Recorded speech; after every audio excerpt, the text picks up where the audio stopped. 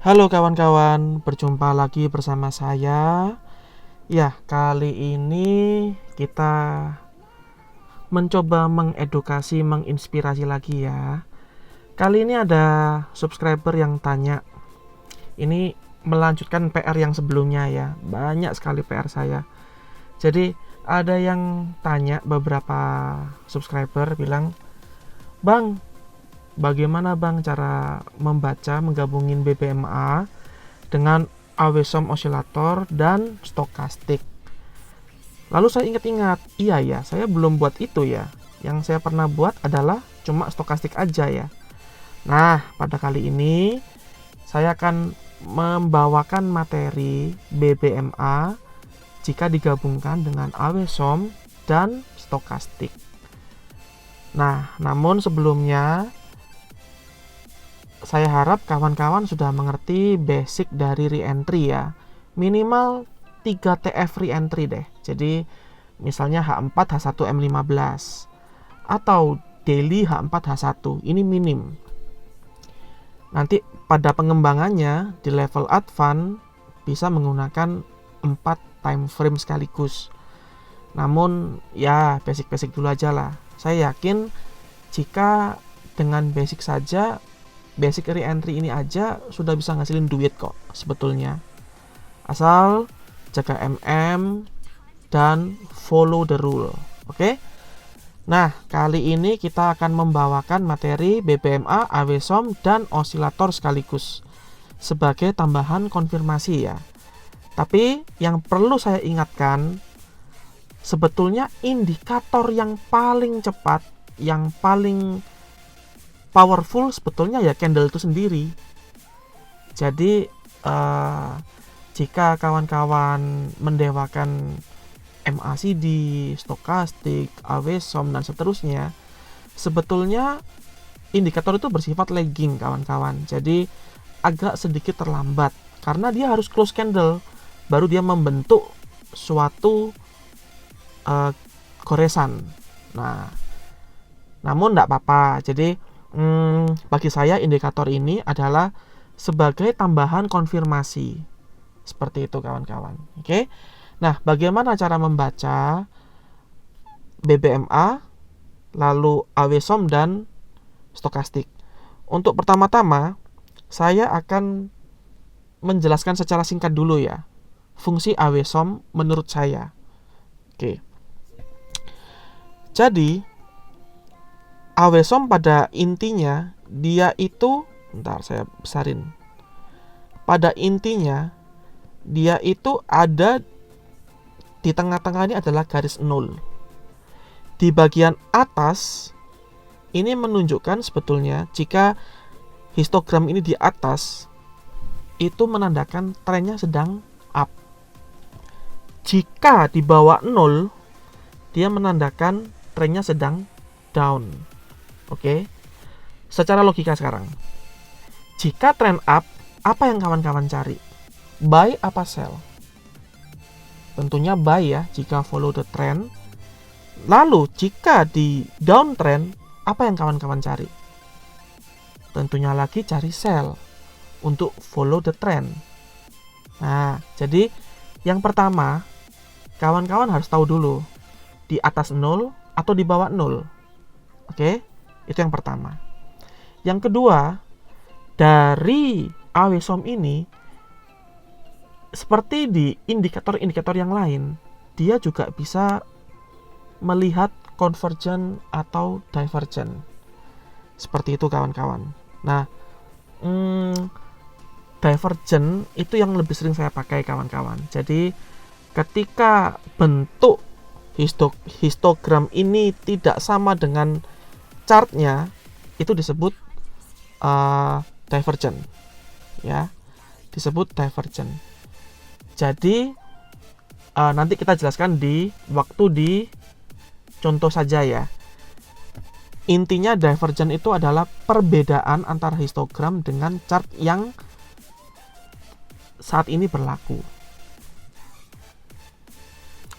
Oke, itu untuk sementara dari Awesom ya. Jadi saya hanya melihat uptrend atau downtrend lalu divergent.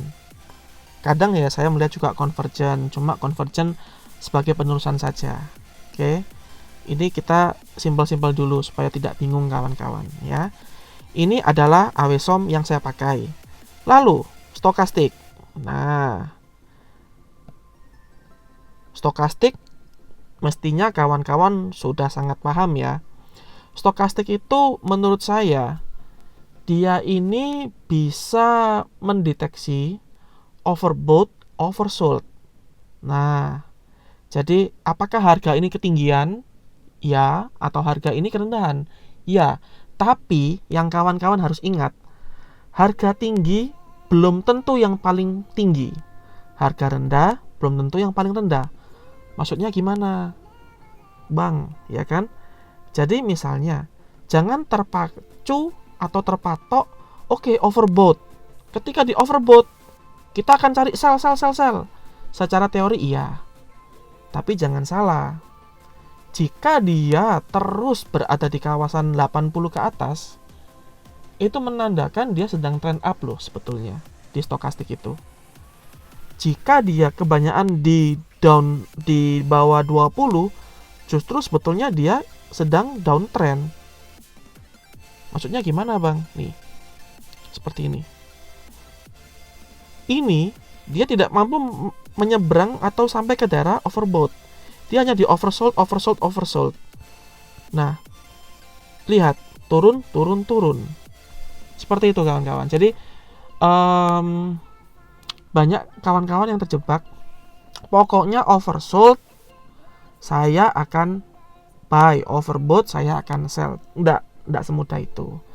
Nah, kadang untuk melihat tren hanya menggunakan stokastik saja, itu agak susah kawan-kawan. Makanya kadang-kadang itu trader-trader yang lain kadang menggunakan moving average. Jadi di bawah moving average dan stokastik di atas, maka kita cari sell. Seperti itu kawan-kawan. Nah, karena ini adalah materinya BBMA, kita sekarang menggabungkan antara BBMA dengan stokastik dengan AWSOM. Bagaimana cara kerjanya? Oke? Ini sementara saya pisah dulu ya antara AWSOM dengan stokastik. Oh ya kawan-kawan, stokastik ini kawan-kawan bisa gunakan 533, 933, 935, 1435. Nggak terlalu jauh beda kok kawan-kawan sebetulnya. Oke? Nanti tergantung kawan-kawan yang nyaman di mana. Dan sekali lagi ya, ini hanya sekedar inspirasi kawan-kawan. Kalau cocok, kawan-kawan bisa pakai. Jika kurang cocok menurut style kawan-kawan ya jangan dipakai. Simple gitu aja ya. Oke. Sekarang kita bagaimana cara menggabungkan AWSOM dengan stokastik dengan BBMA, bacaan BBMA. Oke. Jadi gini. Seperti yang tadi saya katakan, jika di bawah 0, cari sell aja kawan-kawan. Itu lebih aman. Oke. Di sini kita lihat, ini ada momentum sell. Sebetulnya secara tidak langsung ini BBMA itu komplit kok sebetulnya. Ada momentum sell, kemungkinan akan ada re-entry. Betul kan? Kita lihat di AWSOM. Oke, ini juga sedang downtrend. Iya kan? Jadi, kita tandai di TF1 dalam hal ini adalah daily adalah re-entry sell. Oke, clear ya. TF1 sinyalnya adalah momentum sell. Dan AWSOM juga berada di bawah. Sekarang kita lihat di TF2 di H4. Di H4 apa yang kita tunggu? Ini saya berasumsi kawan-kawan juga sudah mengerti basic re-entry 3TF ya. Jadi di TF2 apa yang kita tunggu? Yang kita tunggu adalah di dekat-dekat EMA 50 terjadi ekstrim atau reject top atau low BB atau MHV atau reject top low BB. Top low BB, ekstrim, MHV, ya seperti itu. Oke ya. Lalu apa yang kita ini lihat? Nah, jika di TF2 kita lihat stokastik sudah melihat ada tanda-tanda oke, overbought ya. Tanda-tanda sudah terlihat ini adalah overbought. Sedangkan harga sudah berada di kawasan EMA 50 dan melakukan reject seperti itu. Lalu apa yang kita bisa lihat? Kita akan pindah ke TF3, mengkonfirmasi dan entry minimal di TF3. Oke. Karena basic ya. Kita pindah ke H1. Apa yang kita lihat kawan-kawan?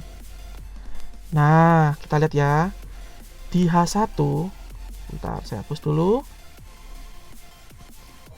Di H1 kan di sini tadi. Terjadi apa kawan-kawan? Terjadi ekstrim. Ini kita baca BPMA dulu ya. Terjadi ekstrim di BB datar. Lalu reverse candle. Ya. Jika kawan-kawan mau menunggu, tunggulah CSAK. Sekaligus ada pecah CB atau ini dominan break juga bisa. Ini sudah bagus kawan-kawan. Namun jika menggunakan AWSOM dan stokastik ya, pastikan ya, kalau saya ya pribadi, saya akan cari pertama apakah ada divergen di AWSOM. Jika ada, itu lebih menguatkan saya. Di sini dan di sini.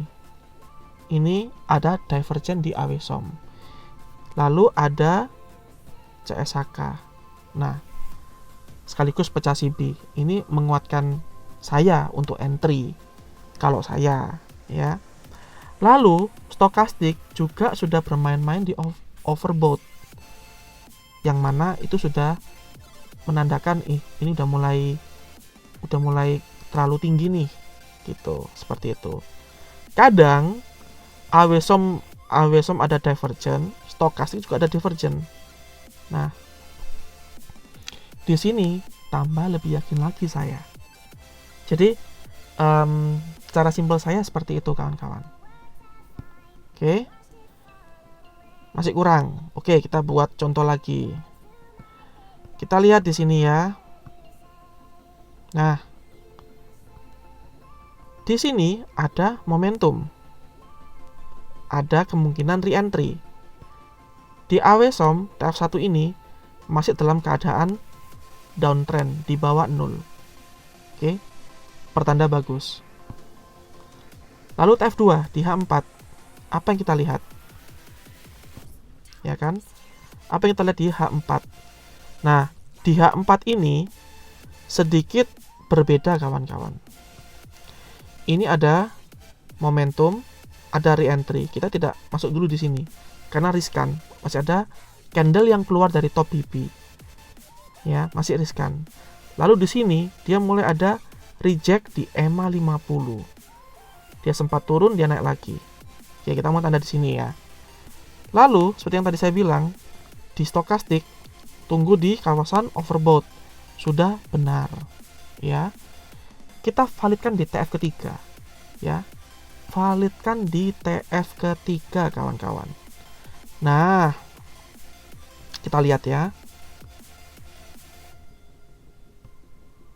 Di sini tadi kan. Di sini. Dia tidak mampu membuat CSAK sell walau sudah ada ekstrim. Hati-hati kawan, karena di sini dia tidak membuat CSAK sell, tidak mampu, dan dia membuat rejection dan naik ke atas. Jika di TF3 ini kawan-kawan tidak menunggu CSAK dan lalu melihat ada rejection, kawan-kawan bisa punya dua pilihan. Kawan-kawan cut profit atau tunggu sampai SL kawan-kawan terjemput. Nah, namun jika yang menunggu CSAK sekaligus pecah CB, dia tidak entry. Dia tidak entry. Ya kan? Harga lalu masih naik ke atas, turun naik ke atas ini, lalu membuat CSAK sell di sebelah sini. Ya. Membuat CSAK sell. Lalu seperti yang saya bilang tadi, saya melihat menunggu apa? ada divergent di AWSOM. Nih. Ada divergent di AWSOM di TF ketiga. Ada divergent, ada CSHK, ada pecah CB. Lalu kita tunggu apa lagi? Ya sudah, kita tunggu entry. Entry-nya di kawasan MA510 high. Turun, naik, kita entry. SL di mana? Jika 0 ini di break atau high tertinggi ini di break, membuat momentum sekaligus. Seperti itu kawan-kawan. Ya, di sini juga terlihat kok stokastik juga sudah di kawasan overbought, ya kan? Ditambah sebetulnya kalau kawan-kawan jeli, ini juga sudah ada divergent.